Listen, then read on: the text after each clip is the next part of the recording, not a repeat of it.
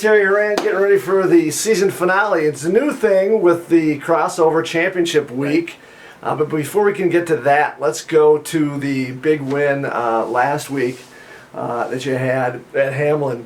You guys started again slow a little bit in the first quarter, but then went gangbusters. And again, we've talked about in this past, any tactical change, or is it just a thing where the guys started to roll and get into the game? Yeah, you know what? I think it was just kind of getting a feel for their offense and what they were trying to do on that first series. But then, you know, we went 3 and out, and we had to punt. They got the ball back, and then Ty Mosier picks off a pass and runs it down to about the 6, and one play later, you know, we're in the end zone with Adam Tonsfeld scoring his first collegiate touchdown, our freshman from Barnesville. So that was great to see. So we tied up at 7.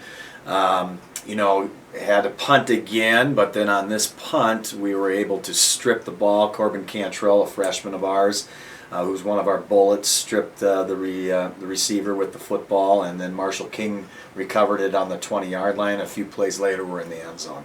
And then it just seemed like, you know, we started rolling. We started to get an idea what they were doing offensively, or we were getting a feel for their flow, and we were playing really good D at that point. Got the ball back, and we had about 1:15 or so to go in the half, and we found a way to get down with 5 seconds left. We just decided, let's kick the field goal, and I'm glad we did, because as soon as we kicked the field goal, the clock was at 0. So I'm glad we went for the points, and that put us up 20 to 7 at halftime. And then we deferred the opening coin flip and got the ball back again the second half, and went right down and scored. So it started putting it out of reach, and that was good, really good. We needed that. Now, when you make adjustments on the offense, have you seen in the past years, I mean, you're running your offense and you're just trying to, you know what you're going to do. You're going to run it, you're going to pound it. Right. This offense seems, you make adjustments as the game goes on, and suddenly it seems that this offense gets stronger as you go into the game because you're able to make those adjustments. Yeah, we had to make some adjustments, you know, and then, you know, you also want to kill some clock, and our offensive coordinator would say that it was probably the most boring game he's ever been a part of. He's never thrown less than 24 passes in a game, and I mean, we ran the ball effectively. We were chewing the clock, which is good, you know, and ended up you know, winning a 41-7 game, which propelled us into that second spot in the Skyline Division, which we're all proud of. And then you had a couple of receivers you talked about, like Adam Tonsfeld and yeah. Owen Miller, right, have done great things. How have they progressed throughout the season? They've had a really good freshman year. I mean, they're not playing like freshmen, that's for sure. And we knew that when we were recruiting them. You know, they were pretty special. They were really special high school players. I mean, Tonsfeld was all of Barnesville's team, you know, for about 4 years. I think he started at their quarterback spot as a freshman and won many games. And then Owen Miller at Aitken, you know, he just dynamite player. They're getting stronger as the year's gone on. They're really getting a feel for what we're doing offensively. And you know, I go back to, you know, many people that have talked to me about the spread offense, and that it'll come a point where it just kind of clicks for everybody, and that's kind of where we're at right now. You know, guys are getting a better feel for things. We understand where we need to be, and we're getting that running game established, which we didn't have early in the season, and that's important. Now you play Gustavus in the championship week game, the 2 second-place teams. Both teams have changed since you guys last played in St. Peter. You guys, we just talked about how much you've adjusted and gotten better with the offense, and not only that, but defensively. But Gustavus, they've gone through now on their third quarterback, where you've seen the starter, then second string came in, and now they're on to their third quarterback.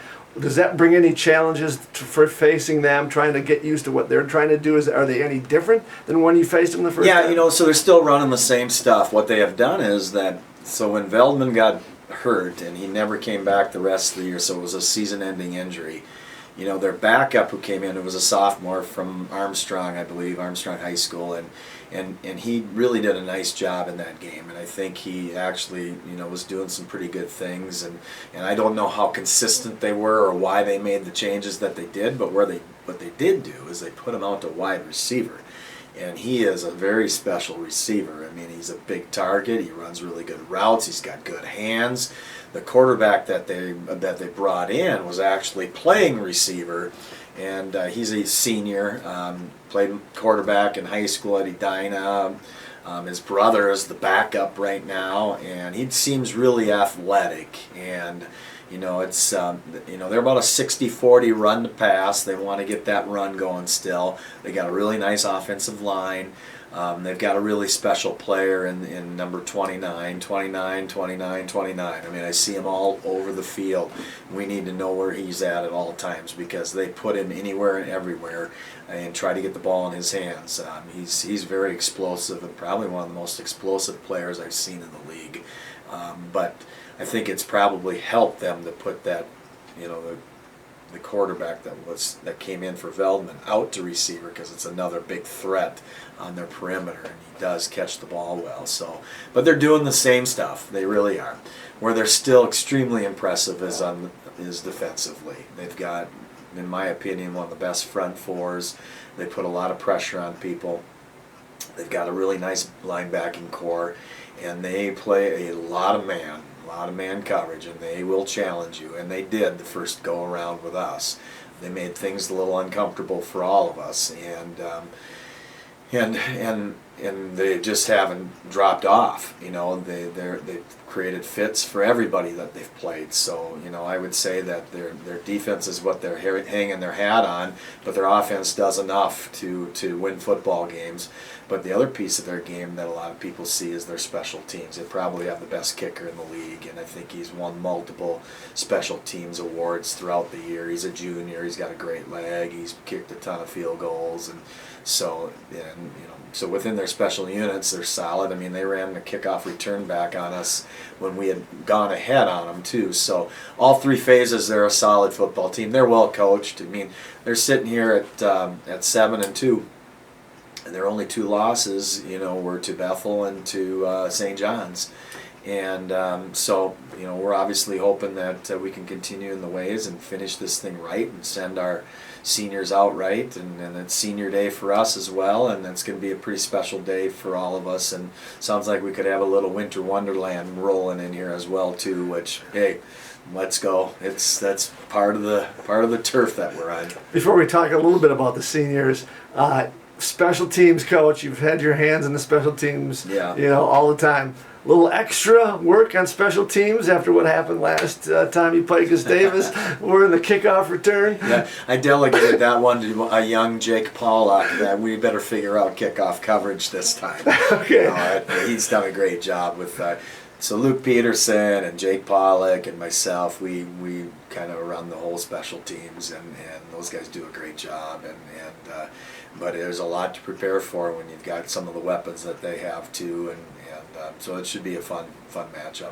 Now you talk about senior day. You have 22 seniors, 22, 23 seniors, but almost, I think, 19 are coming back. So that's pretty special to only have like a handful that they're going to leave the program, and all those that want to come back. Is that something that you worked on, or is just, that's a testimony to what you've been able to do and how excited they are to carry on with Absolutely. So we're going to honor 24 seniors tomorrow, and we're honoring them all right, and 22 players, and then we have 2 managers. Riley Lannon, who played in our program, and injury kept him away, so he's been helping us out. And then Sam Beatty, he's our hype man, so he's been here for 4 years as our team manager and hype man. So we're going to honor those 2 guys, and then we have 4 players we know for a fact aren't coming back, because Sam Haganson, he's already into that 5th year, and then Zach Wolf, our inside receiver, Michael Tulio-Sega Sufanewa, our defensive lineman, he is finishing up his eligibility, and then Trevor Dufault, who tore his ACL out early in the season, so he ended up finishing his year earlier than wanted. But those are the 4 that we know aren't coming back. There's 18 of our guys that have told me that if things go the way they wanted to go, they're going to be back, and that is a testament to this group of,